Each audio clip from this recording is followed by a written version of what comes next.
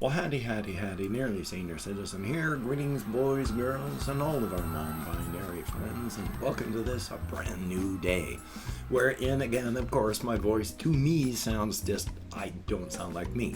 Luckily, in editing and all that, I sound primarily normal, so thank goodness for that. Hokey smokes. But yes, indeed, a brand new day. I don't have one or two big topics to talk about today on my topics list. I've got a whole bunch of really pretty much minor things because while yesterday was a better day than the day before, because I had slept pretty good the night before. My bed got all messed up. Everything was a mess because I've got the head of the bed up and the mattress tends to slide through movement because I don't have the bed frame on my bed. I gotta do that now. That'll help. But because of all that, the bed was a mess, so I tried a few things, did a couple stuff, things still slid around, not quite as bad, and I slept pretty good. I slept well. I'm having pain on my hip joints now from when I sleep on my side for too long because the bend in my back where I have to keep my head up so that I can breathe at night while I'm sleeping. I can breathe. It's just my allergies are making it feel like I'm short of breath even when I'm not. And so that raises up my anxieties and then I can't sleep. Raising up the head of my bed makes it so that the fluids in my lungs don't flow up or this way when I'm flat, which can help cause anxiety, but instead helps keep everything pulled downward. No anxiety. I've been sleeping pretty good, but as stated, because of the bend, that puts all the weight on it's not really your hip joint. Your hip joint is on the inside, near your groin. That is where the ball joints of your hips attach. What's on the outside of your body is not your hip joints. That's just the muscles surrounding the outside of your body. There's a lot of pressure on my hip bone when I'm lying on my side, and so the muscles just hurt. I have insanely delicate skin. I've got fibromyalgia, which you can have horrific extra pain, chronic pain. They have found massive amounts of nerve endings for certain types of pain that are in your hands and feet and scattered throughout your body. Fibromyalgia is a real thing. If you ever hear someone like Ben Shabibo say that it's not a real thing, well, he doesn't even listen to science. After all, he is the old facts don't care about your feelings. And then his big talking point, when he goes out and he destroys transgenderism, he says, listen to the science. Well, the science says there are basically as many sexes as there are people on the face of the planet because all of our differences. But because we are not binary as people, we are bimodal, which means there's a point, you don't sit on it. Everyone is around it.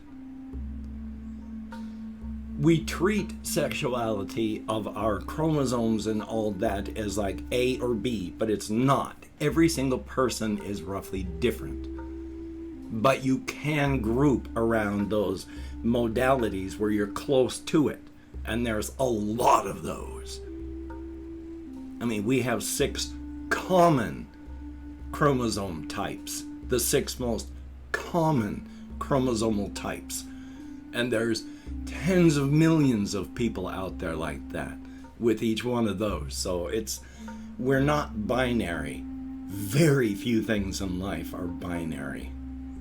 So yay, but trying to remember now where I was going with that one. I sort of can't. But it had to do with, fibromyalgia, chronic pain. Ben Shabibo says there is no such thing as fibromyalgia. Yeah, there is. That's why doctors diagnose it. That's actual science. And since the stuff is out there and he does not tell people the actual truth, he's using feelings and not facts. So yay. But, as stated, I have a whole bunch of stuff as minor topics list. I kept falling asleep yesterday. That was the main point of what I was saying. Even though I slept well and then went off on all those tangents, I kept falling asleep in here. even though I have fans everywhere blowing air and trying to keep it as cool as possible, one of the things that happens with the stimulants that you take when you have ADHD is it makes your brain work properly. It's not a stimulant. And so my brain is working more normally, which means the sleep deficit I have catches up with me, and I fall asleep after taking stimulants because my brain works properly. So I kept falling asleep. The problem with that, of course, is I have sleep apnea, and when I fall asleep, my brain frequently forgets to tell my lungs to breathe, and that's special. So I will sometimes wake up after I've stopped breathing with my head just ringing like a bell. My fingers and my toes, my hands and feet basically, are all tingling. Hypoxia. Yay. So that kept happening. And hypoxia is not good. That's lack of oxygen to the brain. You're hurting yourself. So when I wake up, it takes a long time for my brain to start functioning properly again. And that sucks. But then I also got really involved with trying to get some stuff going with my new channels and doing the creative disturbing stuff. I don't have the creative disturbing channel up and running yet. Hopefully get that done today. One of the things I keep doing is I'll have ideas to record or do things for after I get back from walkies. And I'll either come up with that just before I go with walkies, or I think of the stuff that I'm going to do when I get back from walkies while I'm out walkies, and then I get back and I am exhausted. I mean, physically and mentally exhausted. I hurt, I can't do much, and then up here I'm falling asleep now. I'm falling asleep. I gotta just try to wind my body down and then close up and go to bed. So there's stuff I haven't done, but there's stuff I've still got planned, and I wanted to talk about this one thing that I'm doing. I have a series of H&R Prosetta pronunciation guide things that are very strange and disturbing, and I'm working on one that I don't know if I really want to do this one, because it's way darker than any of the others. I mean, it's intensely dark. It's about common phrases and idioms, copyright 1947, and they stress, spare the rod and spoil the child. And then mentioning that during this time period, this was a phrase commonly used to justify violence and abuse against children in the name of punishment and guidance. And please do not partake of the violence in this phrase while you are using it. And then they repeat, spare the rod, spoil the child, and then it just goes into the regular stuff. But the text, normally the text is just at odds with what the words are. It's like the word might be pleasure that they're telling you how to pronounce, but what you're seeing on the screen is like self-hatred are the words. And so they're disturbing that way. This one is spare the rod and spoil the child. But as the person is repeating this so that you can understand it and hear all the words properly, what you're seeing on the screen is leading up to like, you know where the knife is, Kenneth. Get out of your chair and kill them, Kenneth. And then when he's talking about the whole, it was the time used to justify all this, instead of anything relating to that on the text, it's increasingly things like, you can make the pain stop by getting the knife and killing them, Kenneth. And then the last one, when he's, spare the rod and spoil the child, repeating that 3 times, instead of the phrase up there, it's kill them, Kenneth. And then that fades out to H&R Prosetta pronunciation guides, common phrases and idioms, selected readings, copyright 1947. I'm halfway worried that I'm going to get demonetized in my vlog just because of my talking about it. It's dark. I'm not quite sure I want to do this one. So, yay. Oh boy. Okay, and then speaking of that, there's on the whole minor things. I did watch a video some time back on how pandemics have historically ended, and it looks like that's largely what's happening, at least here in the USA. I don't know what's happening in the rest of the world because it's still raging and burning out of control in places like India and Brazil. Japan is still apparently having huge problems, so it's not over at all. But traditionally, pandemics throughout human history have ended because people have just gotten tired of it, and so they just stopped treating the pandemic as a pandemic and just dealt with it as a part of life. So we can see that sort of happening. I mean, this thing is going to be endemic in the US, just like the flu and everything else, and it's still raging around the world. And everything is just going, well, we're opening up. So joy. And then this one is kind of a being a boomer versus not. But this is the thing with 2D versus 3D animation. And there are good reasons why 2D animation is something that it's the past. And yeah, it is. And there are good reasons why 3D is part of the future, and it is. But it's like with black and white, except more so in film. There are good reasons, even in 2021, to make a film for theatrical release in black and white. Whether it's a major release or a smaller, more independent thing, there are good reasons to do it. Not every film is going to need it, but for a specific type of story, it's what you need. If you take a look at traditional 2D animation and what things are trying to do with 3D, because the 3D animation is trying to make things as realistic as possible, even in a goofy, cartoonish way, there are still 3D objects living in a 3D world with 3D physics. But 2D animation doesn't have that or require it. And so it can work with your brain much better.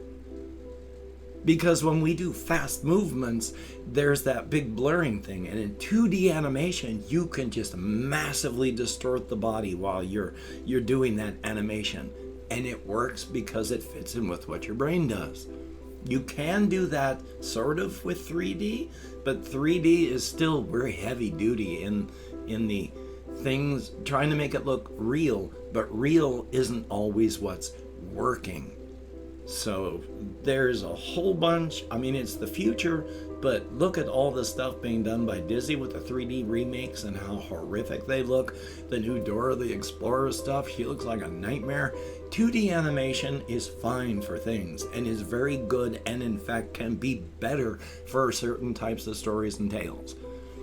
But oh boy, the uncanny valley on some of this stuff is terrifying. Which, speaking of which, this is really, really silly. There's this whole Disney thing, and then there's Disney XD, and I can't remember where I saw it. I'm quite certain that somebody else made this joke, and now it's stuck in my head, but now I cannot get rid of it. Where I guess it would be more of a character in a fursuit that would go, it's not Disney XD, but it's Disney RAR XD. And now that I've gotten the whole RAR XD thing in my head, I can't get it out. So Disney XD, their service, is now Disney RAR XD.